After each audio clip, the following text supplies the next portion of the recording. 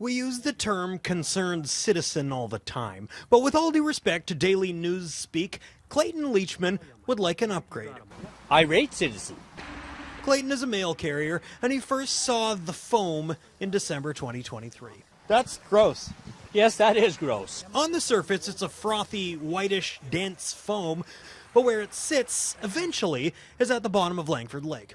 So we know where it's going. The issue here is we don't know where it's coming from. When he first noticed it, Clayton says Langford Mayor Scott Goodmanson came down and put some eyes on the issue, accompanied by a biologist. Turns out it was already on the city's radar. Clayton didn't hear anything back, so a few months ago he showed up to a city council meeting with a prop. I've even taken a bucket of this crap to City Hall and forced councillors and the mayor to actually stick their finger in. Did they stick their fingers in it? No, they refused to. Councillor Colby Harder isn't sticking her fingers in the foam, but she's not afraid of what lies beneath. It's not going to stop me from jumping into the water when the weather gets a little bit nicer.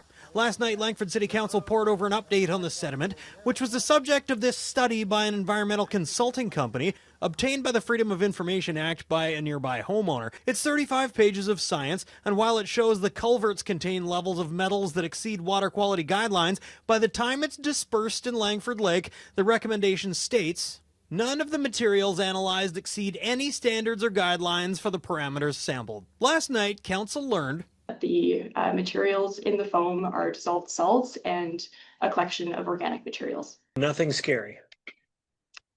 Concerning for sure, but nothing immediately hazardous to human or wildlife. Clayton says it must be runoff from blasting or drilling in a nearby development. Which one?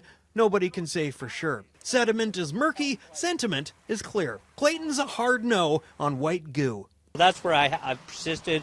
I stay at it. Like I say, it's driven me to the point that I may run for council on this issue. Harder says $250,000 has been set aside should the immediate need for containment arise. I think there was a really great comment made by staff last night that the city essentially has biologists on speed dial While they search for a source.